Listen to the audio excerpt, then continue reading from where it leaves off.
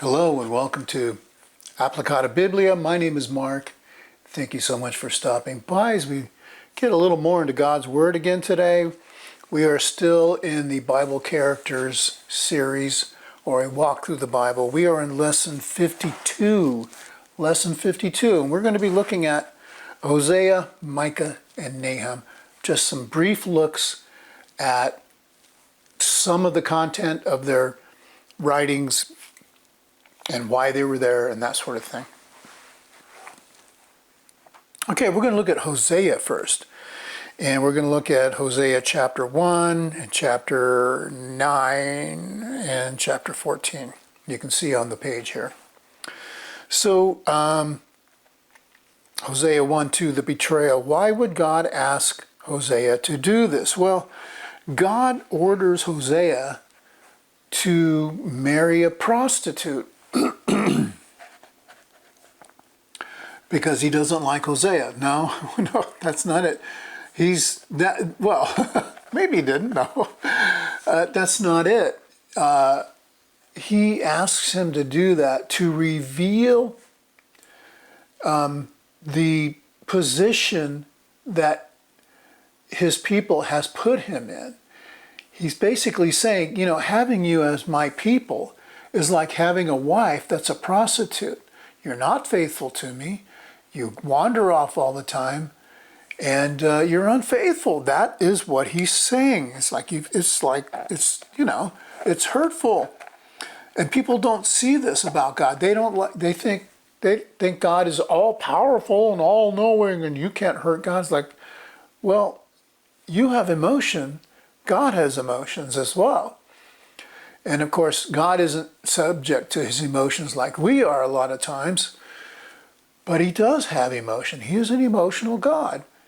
And, he's the author of love, and he's trying to guide his people into understanding what that means. And being faithful is one of those things.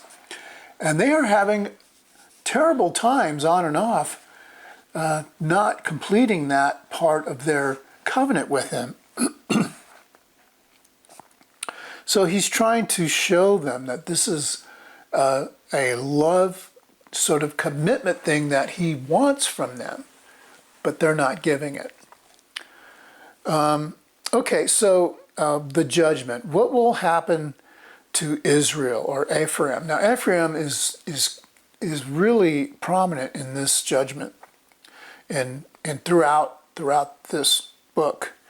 Well, Israel's going to be turned over to Assyria, and we know that happens when we're back looking at the Kings. We know that happens. They're turned over to Assyria, 721 BC, something like that. And Hosea is pretty much tired, I think, of Israel's total disregard of God. And what we see is God actually calling out the issue that they have with the Baals. And I keep talking about that over and over because it's an issue, right? It's just this thing. They keep doing it. They keep going back to their Baals. They keep going back to prostituting themselves to these idols. Now, we look at that from the outside going, well, you'd think they would figure it out. Well, we do that too. That's why God put this in here. Humans, we may not have actual idols that we bow down to, but we may do very much the same thing where we allow things to get in the way of serving our God because it becomes more important to us. Now, that manifests itself in a lot of different ways, and we don't need to go over that. I think we can know when we're not serving God. When we're sinning, we're not serving God, that kind of thing. So God wants Israel to find salvation in him.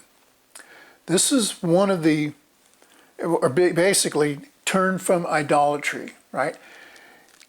And this is one of the things you see over and over again, even though God is having to dispense this judgment because Israel and Judah just can't get it together, especially when it comes to idolatry.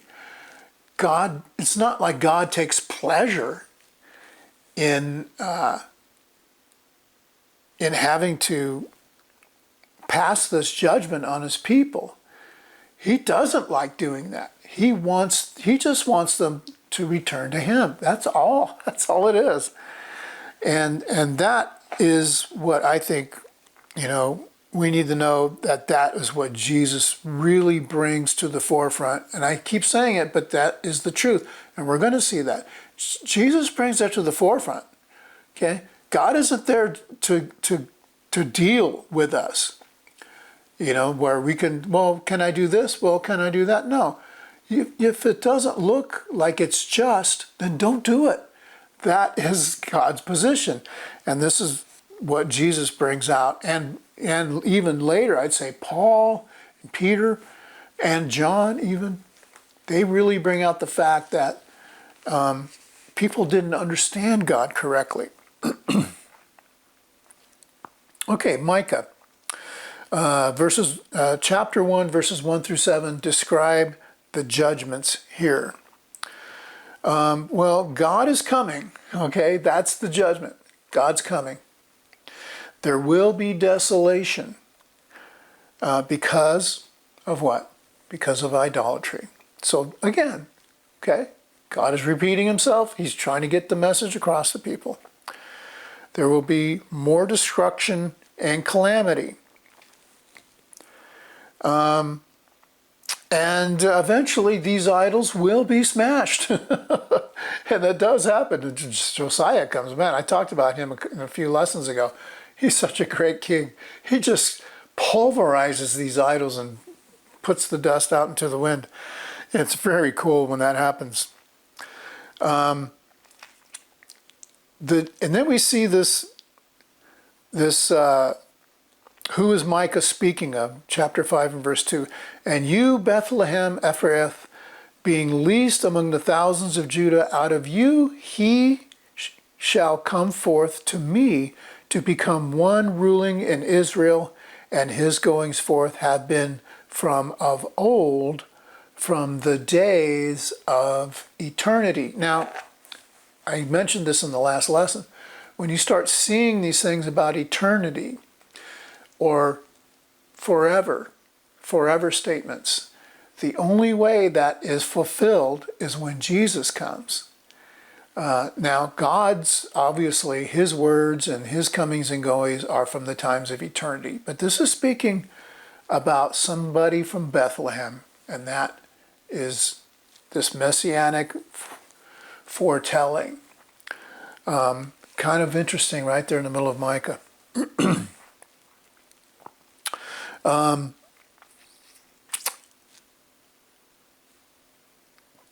Chapter 7, verses 18 through 20. How do these verses describe God? Well, again, and this is how, it's foreshadowing the Christ and the message that he brings. It reveals a forgiving, merciful God. Okay? And now, it's interesting because even when Paul's around, he says it's a terrible thing to fall into the hands of God. Meaning, if you are against God and you're going to be judged, yeah, you should be terrified. That's what he's saying, because you're gonna get judged, and it isn't going to be pretty. But Jesus is, in his message is, look, I'm not here to help you atone your sin. He wants to forgive your sin. Big difference. And the way he does it is to reveal who God is, so that we can have a better understanding that he's not a God who's just going to hit us over the head because we did something wrong. He's the good Father who loves us, and even though we will falter, he'll pick us up. But as we see it with idolatry, we can't give ourselves over to that sinful life that a lot of people want to live. They want to live, whatever that sin is in their life, they want to live it. And God says, no, don't do it. And it isn't because God just doesn't like you. People want to say, well, God just doesn't like me. That's not the point. God is wise, and he does this for our own good. And I don't care how old you are. There are lots of old people who don't like God for that reason. And it's like, you're just really like a 12-year-old, aren't you? Well, that's not fair. Well, life's not fair, is it? There's a lot of things that we shouldn't do that maybe we want to do that are for our own good in the long run. Come on, really? Do I have to say that? We're supposed to be learning these kinds of lessons when we become adults. Okay. Nahum. So now here are some judgments against Nineveh. Who has already preached to Nineveh? Well, we looked at Jonah, didn't we? Right? Jonah has already preached to Nineveh. God sent him over there. He didn't want to go. But he ended up going and preaching to Nineveh, and they repented. And it was a great deal. I mean, it was great for them. How many years had passed? Well, it's about 150 years or so since he went there when Nahum is doing his thing. And so 150 years later, Nineveh is back out of God's good graces. They've turned back to idolatry. And that's the big deal. That's the big deal of the Old Testament, is idolatry. That's the last straw for God. So how was chapter 3 and verse 19, how is God's judgment against Nineveh different than the judgment against his chosen nation of Israel? Well, we just noted, didn't we, that God gives Israel hope. He gives them hope, even Israel and Judah. When he's judging them, he gives them some sort of hope that, you're going to come back to me and then things are going to get better. Or he does a messianic prophecy where he talks about the forever thing, like with Isaiah, right? And so there's always this hope, but with Nineveh, God gave him that one chance, and he was just done with. It was like he was probably done with them already. Gave him a chance, and they relented. They repented, and obviously God was happy with that. But they've gone back, and he's done. He's done because they're going against God's people as well. So Jonah has already addressed Nineveh. They've returned to idolatry, and now these judgments are against them. And so that's the continuation of what's going on in this part of the Kings. And this is what the prophets are trying to get across to the people, is that they need to be a people of God. Now, we're studying Daniel right now at the Church of Christ where I go. And he's a prophet as well. And it's really, it's interesting to see the mentality of people and how easy it is for them, even though they see the power of God, to just discredit it and discount it and pretend like it didn't happen or something. I don't know. But that really is human nature. And this is, if it's anything, God is showing us who we are and who we have a tendency to be and the things we need to be careful about. And so it doesn't matter what year you live in, even though we don't have idols that we bow down to. Maybe we kind of do sometimes, and then we have to be careful with all those things.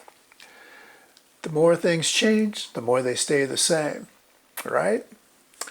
Okay, that's it for today, and we'll get into the next one in a minute here. Thanks. See you later.